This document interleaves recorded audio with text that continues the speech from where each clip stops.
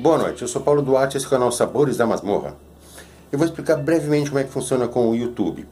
Cada vez que alguém aperta o sininho ali para receber notificação, aperta o gostei ou se inscreve no canal, o YouTube entende que o canal é interessante para alguém, é interessante para o público.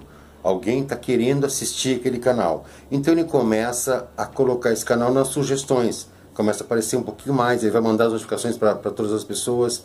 É assim que funciona o YouTube. Tem um algoritmo, o algoritmo entende que esse canal quer ser visto, e não é o canal só, é o assunto. Então se o canal é sobre DSM e o pessoal está querendo ver sobre BDSM, ele começa a relacionar ali um monte de canais sobre BDSM. É o assunto, o algoritmo escolhe aquele assunto daquele canal para direcionar os usuários. Então eu conto com vocês aí para poder clicar no botãozinho, notificações, clica no gostei e se inscreva no canal. Isso ajuda o assunto BDSM a aparecer mais no YouTube. Nós somos tão poucas pessoas, a gente tem um segmento tão alijado, tão fora de alguns contextos, que a gente precisa aparecer um pouquinho mais. Então vocês não vão estar aparecendo no meu canal, claro que o meu também será, mas vai ser o canal de todo mundo que fala sobre BDSM, que fala sobre relações de dominação e submissão, que vão estar sendo contemplados com esse teu gostei, com esse teu apertar no sininho aí. Tá? Vamos fazer o BDSM ser mais discutido, ser mais visto, aparecer mais na lista do YouTube. E é só assim que a gente consegue, tá bom? Aperta o gostei, aperta o sininho para receber notificação e te inscreva no canal. Vocês vão estar ajudando o assunto, o tema BDSM, não apenas o meu canal. Tá certo? Um abraço, sou Paulo Duarte, fique com nossos vídeos. Até mais. Boa noite, sou Paulo Duarte, esse é o canal Sabores da Masmorra. O assunto hoje é masoquismo emocional.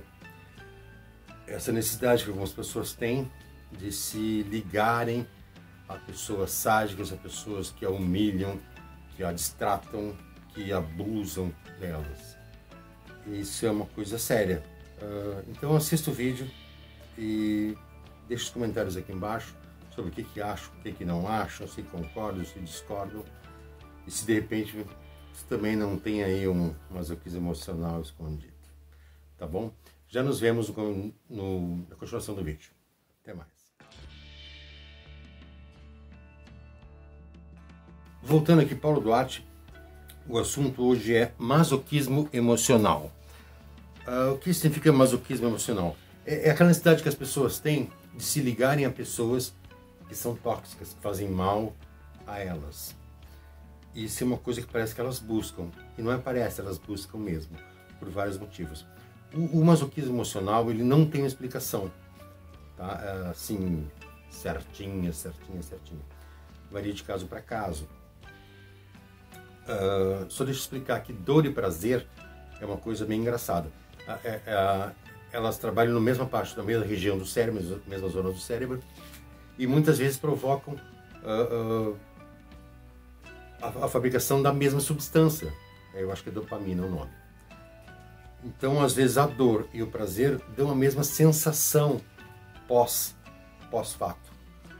Uma masoquista, por exemplo, que é uma sessão hard, muitas vezes ela entra num estado de calmaria, de êxtase, assim, depois da sessão.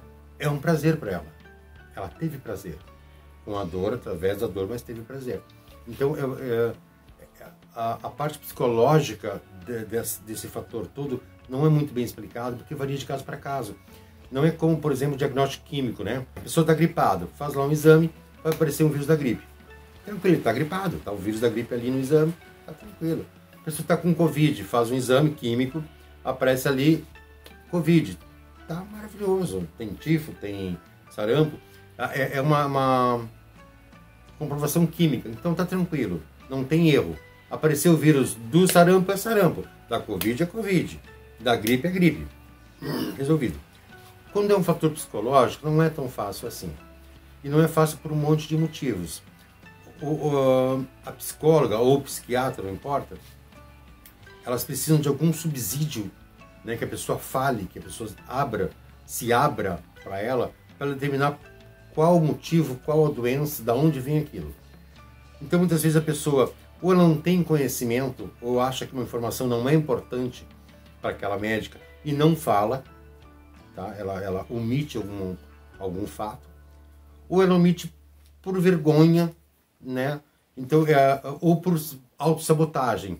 Então, muitas vezes a médica faz o diagnóstico, ela só tem uma parte da história para descobrir o que é que aquela pessoa tem. E não é incomum, tá? Essa autossabotagem é muito feita, muito praticada. Às vezes por vergonha mesmo. A pessoa tem uma situação ruim em casa, ou ela tem algum problema e não quer dizer por vergonha de dizer, ou até de ouvir, de se ouvir dizendo aquilo. Ah, eu sou depressiva, eu sou não sei. Às vezes ela tem vergonha até de se ouvir dizendo isso. Então ela acaba não falando. O diagnóstico nunca é preciso. Sobre causas também é uma coisa engraçada. No BDSM, algumas pessoas comentam assim, a masoquista é porque ela apanhava muito na infância, se acostumou com a dor, fez amizade com a dor e agora precisa da dor para ter prazer. Não, porque tem muita gente que é masoquista e não apanhou na infância. Ou se defende assim, essa menina quer apanhar porque na infância ela não apanhou dos pais e agora ela precisa compensar aquilo e ganhar uma coisa que ela não ganhou. Também não. Tem gente, por exemplo, que é masoquista e apanhou muito na infância. Eu conheço gente que apanhou muito na infância e é masoquista. E eu conheço gente que nunca apanhou na infância. O pai nunca deu um tapa, a mãe nunca deu um tapa. É masoquista. A mesma coisa é o sádico. Então, ele gosta de bater porque ele apanhou muito na infância, agora ele quer se vingar, né? Se vingar das pessoas, então ele quer provocar dor. Não, eu sou sádico, eu não tive esse problema disso. Claro, apanhei como toda pessoa apanha, né? Por disciplina. E vou ser bem sincero, eu concordo com a minha mãe, devia ter dado mesmo, devia ter dado um pouquinho mais. Não que tenha sido muito arteiro, não fazer muita fusaca, mas a criança sempre merece uma surrinha ou outra. Embora hoje não seja mais politicamente correto, né? Mas antigamente era. Então, tem pessoas que apanharam muito na infância e se tornaram sádicos. Tem pessoas que não apanharam na infância e se tornaram sádicos. Tem alguns bons exemplos dos dois casos. Tem pessoas sádicas que apanharam e pessoas sádicas que não apanharam. Eu mesmo não apanhei um pouquinho, não em excesso. Então, isso não é uma justificativa. Se for fazer por amostragem, não tem como determinar que é ou não é. Não existe isso. O masoquismo emocional é a mesma coisa. E a gente lembra que o masoquismo tem várias vertentes, né? Dentro do masoquismo tem as subcategorias também. Tem o masoquismo sexual, que é aquela menina ou menino que só goza sentindo dor. Então naquela hora precisa levar uns tapas, um chão de cabelo, ser apertada, fazer uma penetração forçada. Tive uma namorada que ela gozava com sexo anal, mas tinha que doer. Ela não queria por ela nem molhava. Sabe, claro que não, que senão me arrebentava todo, mas por ela nem molhava. Ela queria assim a seco, ela queria sentir dor na penetração.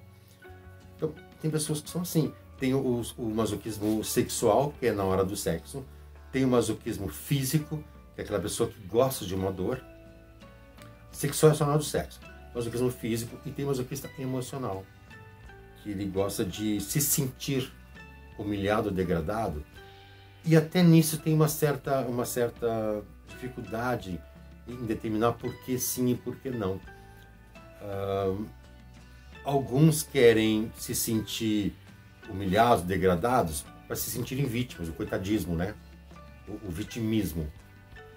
Então eles querem poder dizer, viu como eu sofro, meu amigo, viu como eu sofro muito, a pessoa me ofende e tal. Ela precisa disso, né?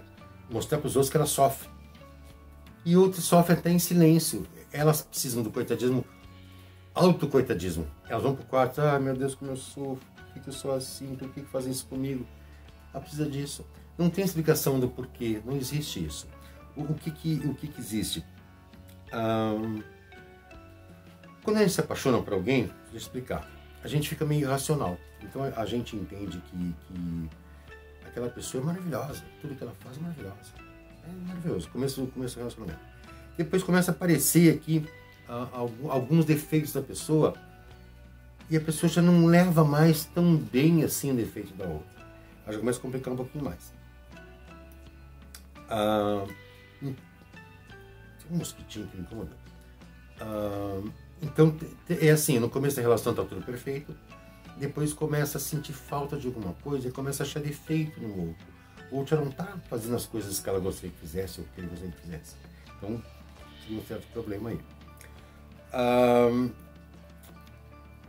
Não sabe por que isso também. Eu tenho minha teoria, né? Que a pessoa começa a mudar e a outra pessoa começa a desamar. No meu último vídeo eu explico isso direitinho, como é que eu penso. Tá?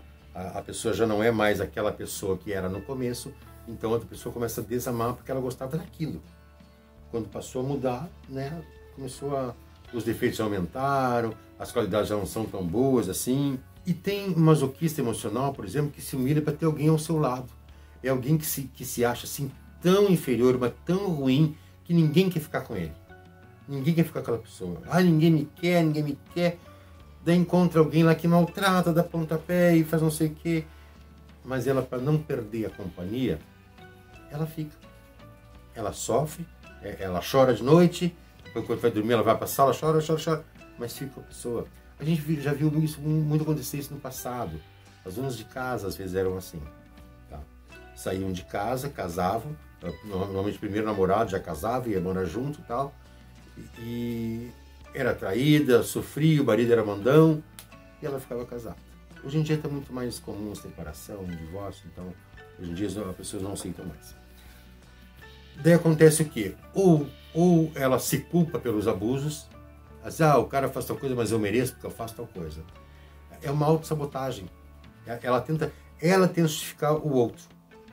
Em vez do outro tentar se desculpar e se justificar, eu faço isso porque eu sou assim, tenho esse problema, ela tenta achar justificativas para o outro. A gente viu isso agora esses dias no jornal, né? Um caso muito ruim aí, que envolveu padrasto, mãe e filho, e a mulher tem que justificar a atitude do outro. Então, não deixa de ser um masoquismo emocional. Tá? Ela sofre, ela sabe o que eu estou fazendo ela sofrer, mas ela acha que a culpa é dela. É uma autossabotagem. Ela se sente assim. Deixa eu explicar assim. A gente fala em masoquismo emocional. Daí tu pensa assim, mas peraí, ele está falando em ser humilhado e ser degradado. Mas no BDSM é muito comum degradação e humilhação. Qual é a diferença de um para o outro? A humilhação e degradação de uma sessão BDSM, uma cena BDSM, é naquele momento. É naquele momento, naquela situação. Claro que algumas relações, essa humilhação passa do tempo, tá? Pode acontecer, algumas relações passam do tempo. É uma humilhação quase que o dia inteiro, 24 horas. Mas normalmente é numa sessão. É o mais comum que seja uma sessão. Então, naquela sessão, a mulher é degradada. No resto do tempo, não. Naquela sessão, ela é humilhada, no resto do tempo, não. Então, a diferença do sadismo, masoquismo lá de fora é um, aqui dentro é outro. Aqui tem momentos de sadismo. Lá fora, e aqui tem um objetivo de sadismo. Tá? Lá fora, não. Lá a pessoa é sádica ou masoquista porque é assim, lá dentro, no seu útero. Outro motivo é porque eles acham que as pessoas só dão atenção para quem está sofrendo. Então ela vê lá o fulano lá, o fulano bateu com o carro, foi todo mundo lá consolar ele. O cara lá está com a esposa doente, foi todo mundo consolar o cara. Então ela acha assim, eu preciso sofrer, que as pessoas também venham a mim e me consolem. Então ela espera que alguém a console nessa hora. Então ela provoca às vezes provoca uma reação do companheiro, para que o companheiro a humilhe, a maltrate, e dela vai chorar na casa da mãe, na casa da irmã, pois é, maltratou e tal. Mas é uma necessidade dela de ter esse carinho. Então ela usa o sadismo do outro para conseguir esse carinho de um terceiro. Isso também é bastante comum. Não tem, o que eu falei, não tem uma explicação, tá? Cada caso é um caso. Então tem caso que ela gosta de sofrer para provar que é forte e aguenta. Ela gosta de sofrer para ter o carinho de outro, de uma terceira pessoa.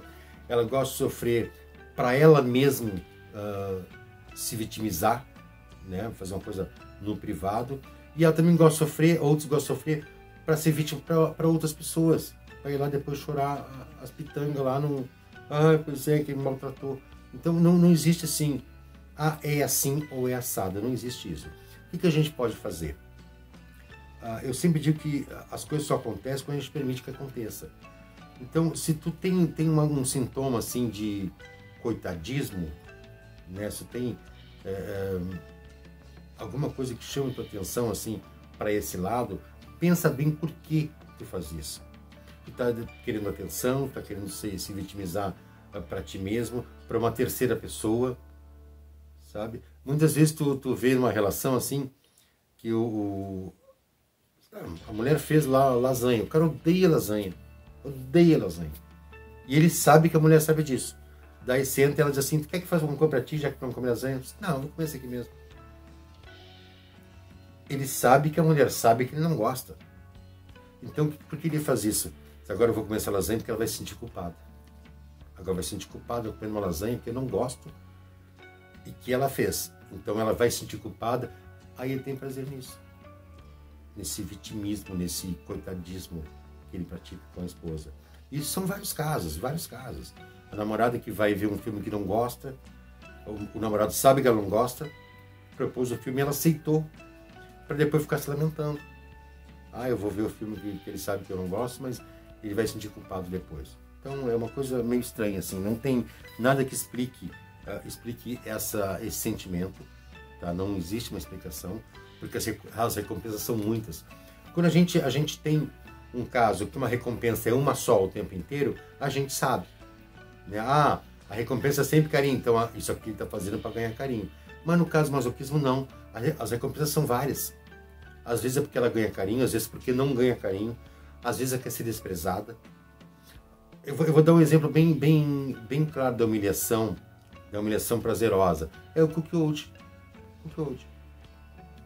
É a esposa dele, ela traz um macho para dentro de casa, às vezes com um negócio maior que o dele, e ele fica ali servindo cervejinha pro macho, arrumando a caminha pro macho, arrumando banho pro macho, às vezes limpa o macho, né? Vocês sabem o que eu quero dizer. E tem prazer naquilo, quer dizer, ele está sendo humilhado, o cara vem comer a mulher dele na casa dele, usando as coisas dele, e ele fica de serviçal pro cara, e ele tem prazer nisso. Qual é a diferença dessa pro masoquismo emocional? Quase nenhuma. Mas, a hora que o bull, né, que o comedor vai embora, ele volta a ser o esposo. Muitas vezes também humilhado, mas ele volta a ser o esposo. Então é uma condição temporária. E a mulher é a mesma coisa. Ela podia muito bem dar um pé na bunda do cara e ficar só com o bull, só com o comedor. Mas essa humilhação é necessária para ela. E essa humilhação é necessária para ele. É complicado, né? O ser humano é muito complicado. Quer dizer, o cara, alguns pagam até, né? Alguns levam a mulher para o outro comer e pagam para isso. Então é muito complicado esse masoquismo emocional. No caso do Cookie Old, é um masoquismo emocional. Mas como tem só uma motivação e uma única recompensa, a gente entende como um prazer. Ele tem prazer nisso, é um prazer que ele tem nisso. Então a gente entende o prazer dele. A gente entende a motivação e a recompensa que ele tem. Por que a gente não sabe? Porque ninguém consegue saber. Os médicos estão tentando descobrir as coisas e às vezes não conseguem.